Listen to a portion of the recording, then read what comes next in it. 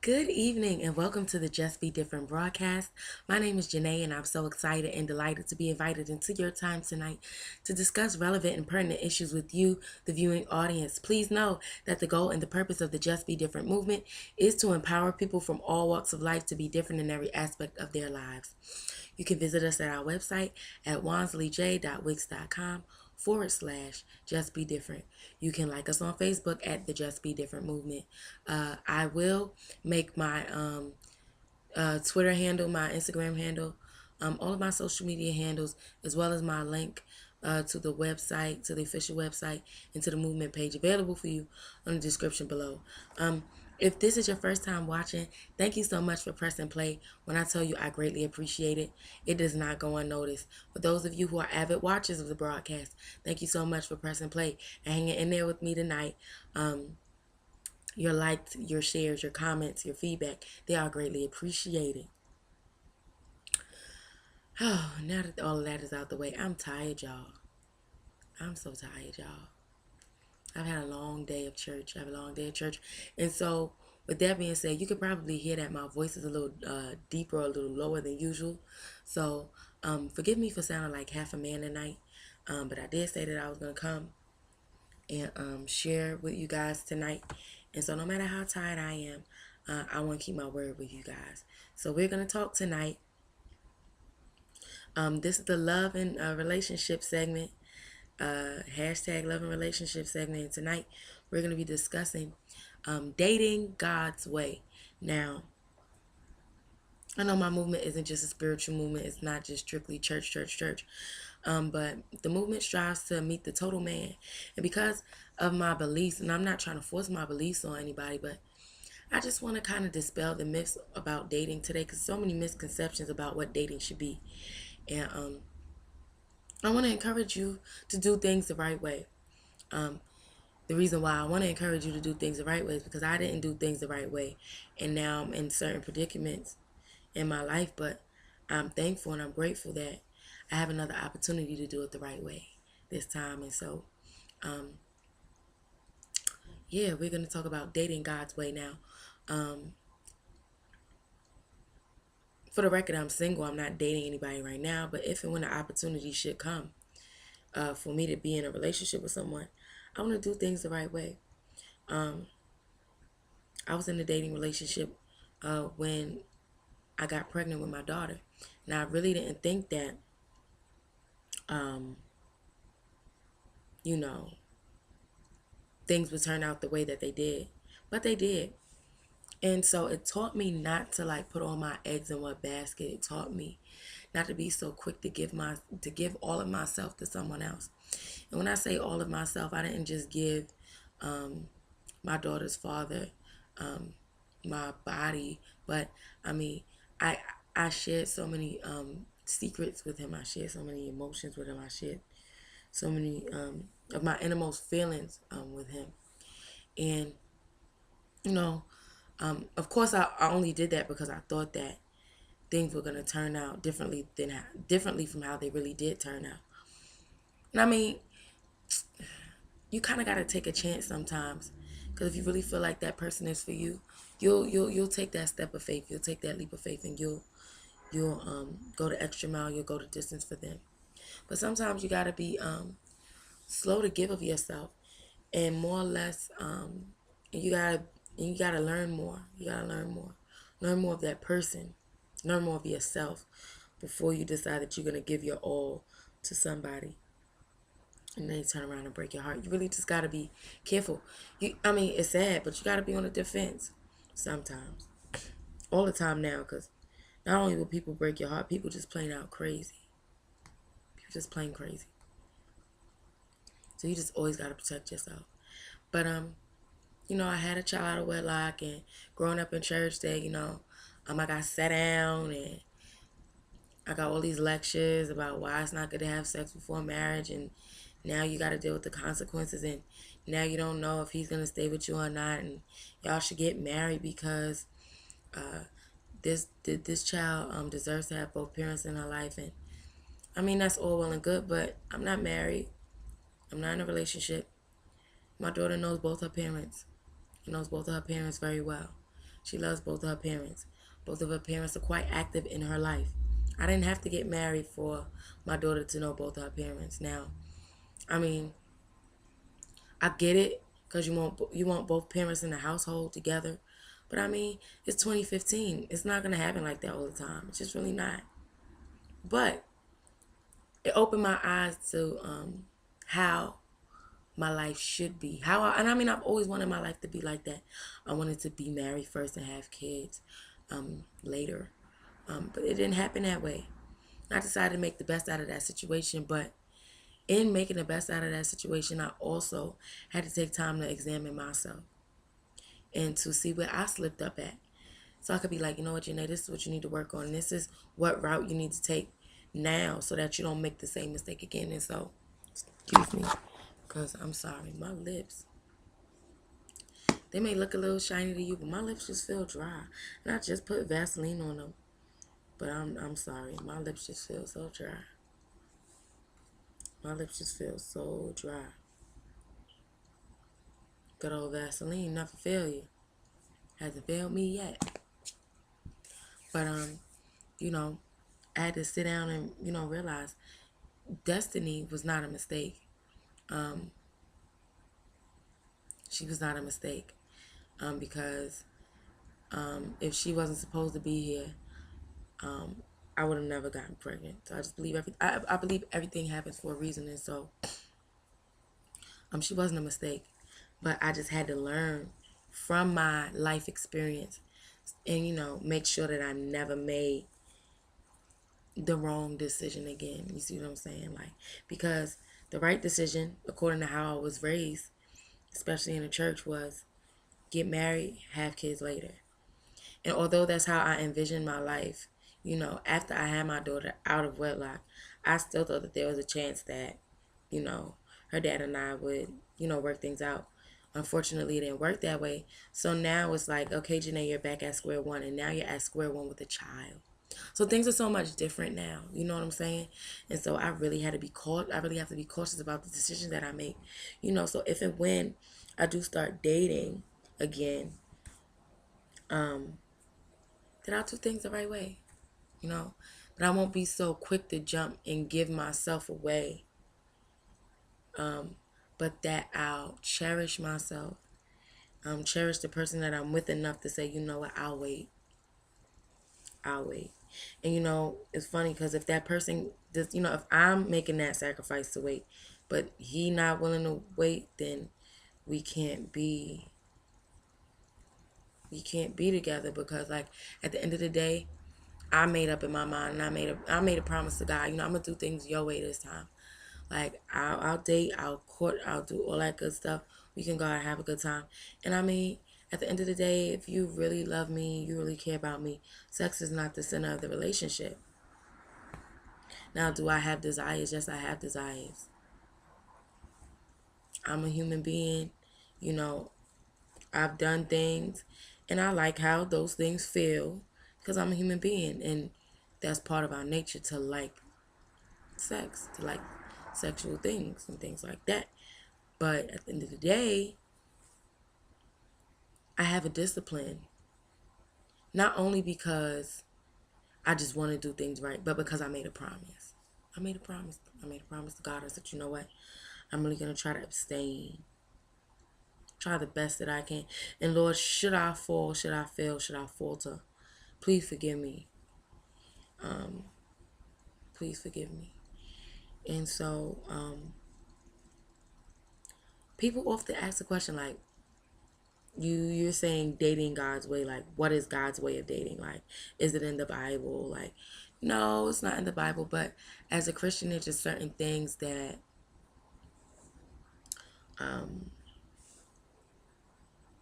we should do that sets ourselves apart from those of the world. See what I'm saying? So like the sex before marriage thing, that's one of the components that's supposed to set us apart from everybody else. The no shacking thing. I mean, like I said in last night's episode, I've never seen in the Bible where it said, oh, thou shalt not shack with your significant other. I mean, I'm just saying that. But I mean, I've never seen any reference to um, people living with each other before marriage. And I mean, maybe I guess that's why the mothers and the saints say you shouldn't be shacking, because it was never demonstrated in the Bible. Um, Me personally, I would not do it, because if I get tired of, I get tired of people quick. And so, like, I can't see, if we're in a relationship, I can't see you every day. Like, I can't see her. I mean, once we get married, I understand, yeah, we're going to have to see each other every day and things like that. That's totally different, though. But in a relationship, when I can help it, yeah, I don't want to see you every day. Because it just, it takes away from the excitement of me actually seeing you. If I see you every day, I start to become so comfortable with you. But if I don't see you every day, it gives me something to look forward to. You know what I'm saying? I wouldn't shack. Part of dating God's way is the no shacking thing. I personally, not saying that I disagree with it or I'm like, oh, it's evil, don't do it. I just personally would not do it. I just wouldn't do it personally. Um, the sex before marriage thing. I mean, in this day and age, though, in 2015, it's really hard. You know, the saints say, oh, when you guys get married, that should be the first time that you guys, that the both of you should be having sex. It's 2015. That's just definitely not going to happen. Because unless God really, I'm not saying that it can't happen. I'm just saying that nine times out of ten it won't happen, because the person that you meet or whatever may have already had, you may not have had sex, but the person that you're interested in and they're interested in you, they may have already had sex. So that shoots down the prospect of the both of y'all being virgins. Like it's hard. It's hard to see, to find that nowadays. But like I said, it's not impossible. Not impossible. But I'm just saying it's really difficult to find that nowadays, like bar none. I would say though, if you are still a virgin and you're watching this right now, yeah, keep yourself. Just keep yourself. As often as you're tempted, and I'm sure you're tempted, just keep yourself, because I know me personally, I was like, oh my God, everybody's talking about sex and how good it is and da da da da da. And I remember my first time, I was just like, this it? This is it? Is this really it? Like, I don't want to do this no more.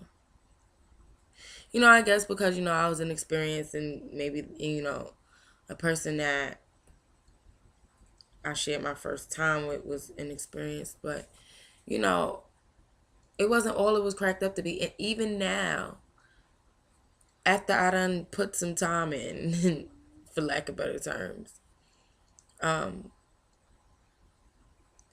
it's still like, it's something that I can now, like, live without. Like, I don't need to have sex. Like, maybe a want, but I don't need. It's not something that I thrive off of. Like, oh, if I don't have sex today, I'm gonna lose it. Like, no, I'm good. Like, I'm good. Like, it's really not that serious to me anymore. And so, like, even though I did have sex before marriage, like, it's easier now for me to say, you know what, well, I'll be celibate and wait on the man that God has for me, and then I, do things the right way, get married, and then because even in the dating process, you should be learning your soulmate, learning your mate, things like that, getting to know who they are, and things like that. And even in the dating arena, you start to kind of give parts of yourself to that person, because you start to grow fond of them, you begin to love them, sooner or later you fall in love with them, blah blah blah blah blah. But I know for me personally, because I can only speak for myself, I know that on my wedding day, I want to be able to say that I was celibate. We both were celibate. It wasn't like just, oh, I was celibate and you, sir, were going and doing whatever it is you wanted to do. No, we both were celibate. We both took our time to know each other, um, you know, in an emotional way, in a spiritual way. And now because we're so connected in other areas, the physical attraction. I mean, the physical attraction is there, but I mean, you know, the way to express your physical attraction to each other will just fall into place because that's all that sex really is.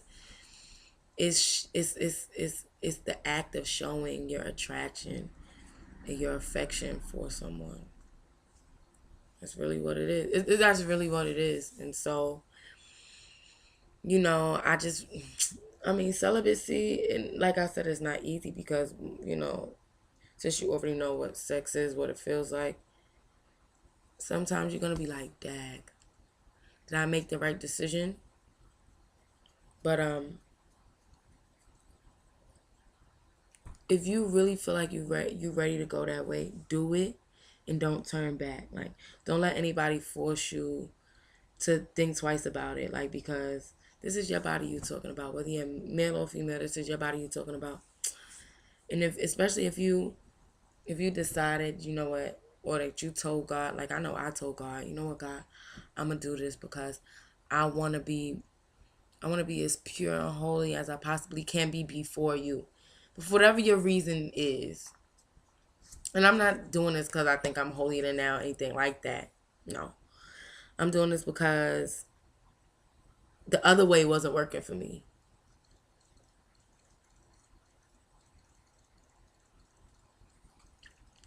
Because I left unfulfilled. I left unfulfilled, and what I thought was fulfillment wasn't really fulfillment. What I thought was satisfaction wasn't really satisfaction. And so I know that when I get married, and I look in my husband's eyes and say I do. When I look into, because technically he ain't my husband until they present us. So when I'm still looking at my fiance's eyes like I do, I really want that to mean something, like, because now I'm publicly saying that I'm giving myself to you, like I'm yours until death do us part. Like, you see what I'm saying? Like, I want that to really mean something. Like, I don't want it to just be like, yeah, well, I do.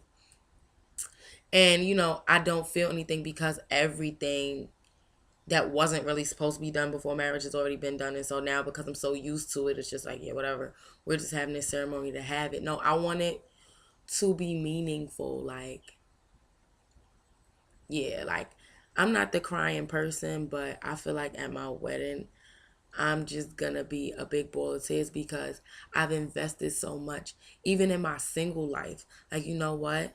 I'm gonna wait till God sends me that man, or till God, until God sends me that man that He desires for me to be with, or until, um, yeah, I said that right. I just said that right. Until God sends me that man, because I ain't supposed to be looking for no man. Man's supposed to come find me. I'm supposed to be sitting pretty, doing what I'm supposed to be doing with my life. I'm supposed to have my own independent life, and sir is supposed to come find me. Because the Bible says, he that findeth, not she that findeth, but he that findeth a wife, findeth a good thing, and he obtains favor with the Lord. See there? So I want my wedding to mean something, because then and again, although um this is highly unlikely nowadays too. People get married and they don't stay together. They get divorced. I'm not the type of person that wants to go through that. Like, I want my first marriage to be my only marriage, and yeah. I mean, that's just really how I want it to be. Now, who knows if it'll happen that way? I don't know. But yeah, like, I want my first marriage to be my only marriage, and I want to live happily ever after according to, I mean, a happily ever after doesn't necessarily mean that I have to be rich. that I have to be, you know, all have all these houses and all these cars, but just to be happy with the person that I'm with my children, and being able to provide a decent life for them. That would be my happily ever after. And so, but I don't want to share that with so many different guys. Like, oh, I think you're cute, so let me try to build a happily ever after with you. No, I want to wait. I just want to wait. Like, I really don't mind waiting this time because I went through so much hurt and so much pain doing it my way. So I just feel like doing it God's way is going to be just so much more rewarding. Like, God's way, not only will it be like no sex before marriage or no shacking, but the person that God's going to send me are going to have a relationship with him. Like, I just really feel that, because I don't think that God will ever send me somebody to where I'd be unequally yoked with them. Like, no.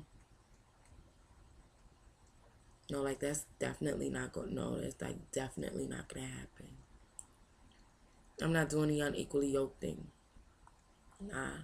And I just believe that whoever God sent to me, he's going to tailor, like, the person is tailor made for me, which means he going to love God. He going to have he's going to have some, may not have all, but he's going to have some of what I want. Because God ain't going to do me dirty like that. He ain't going to do me dirty like that. He may not be everything that I want him to be, but he'll be some of the things that I want him to be, and I'll be happy with that. Like, I just believe that there is a reward in waiting, and there is a reward in doing things God's way. Like, and I had to suffer many consequences because I didn't do it God's way, I had to go through heartbreak. I had to go through depression. I had to go through wanting to commit suicide. I had to go through all of those things so that I could see, you know what? That's what you thought was pleasurable to you, and that's where it ended you up. But see, if you do things my way, and when I say my way, I mean God's way, like, the reward is so much greater. Is so much greater. We can't be stubborn. We can't be stubborn. We can't feel like we can do things on our own. We have to go to God with everything. Just like we go to God, Lord, give me a house. Lord, give me a car. Lord, pay my bills. Lord, pay my rent. Lord, Jesus, be a Red Bull. Jesus, be an oil change. Like, we can say, you know what, God? Give me the wherewithal to live according to how the Bible wants me to live, according to what your infallible word will have me to do or have me to be. Allow me to live so that you can use me. Allow me to wait for you, and so that I can be aligned in your will. Allow me to stay strong even when I feel lonely, even when I feel like I need to revert back to my old habits. Lord, keep me, sustain me, strengthen me. Lord, anything that's not like you that's within me, remove it so that I can be the best woman that I can be, so that when that man does come and find me, that I'm well prepared to be his wife. You know what I'm saying? And even after all of that, even if you're married, things like that, you still got to go to God. God, continue to cultivate me. Continue to bring out the gifts in me. Continue to show me what a godly wife and what a godly mom is like. That's one of my prayers every day. Like, God, start to shape me and make me into a godly mother and a godly wife. I desire to be someone's wife. I really do. I really desire to be someone's wife. I really desire to be someone's wife. And so if you really, you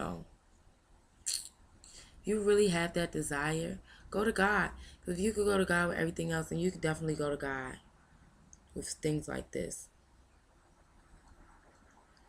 He's not just the God of prosperity. He's the God that heals the broken.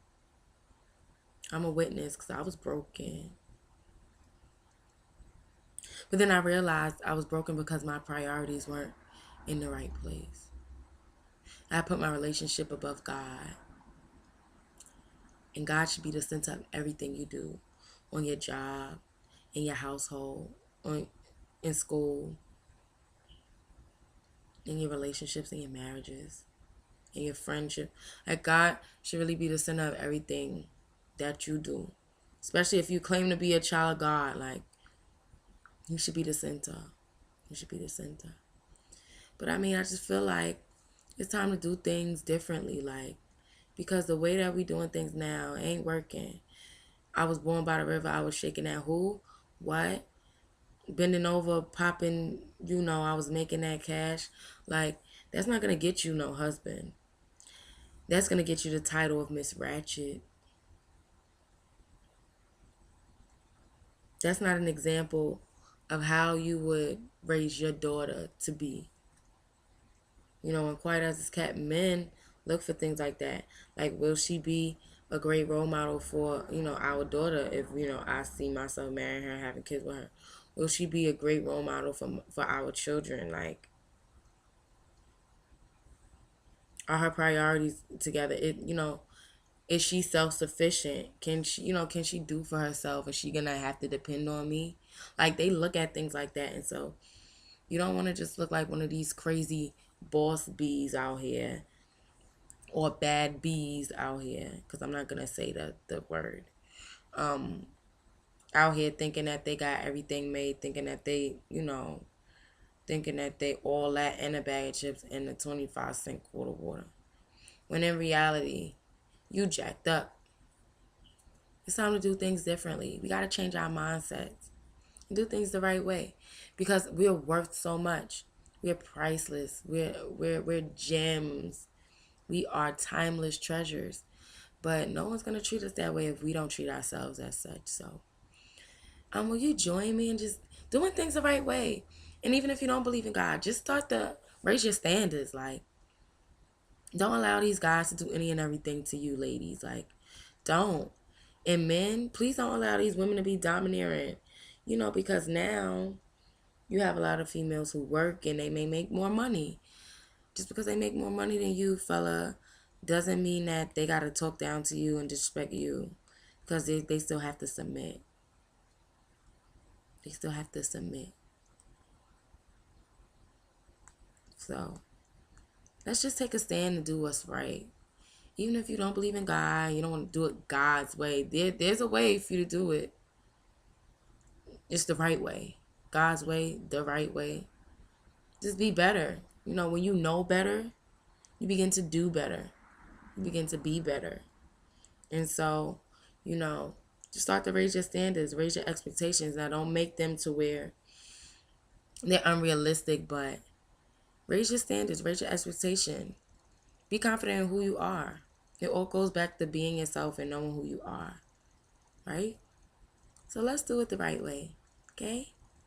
Okay. Listen, I'm going to call it a night because my eyes are getting heavy. But thank you so much. Thank you so much for tuning in tonight to the Just Be Different broadcast.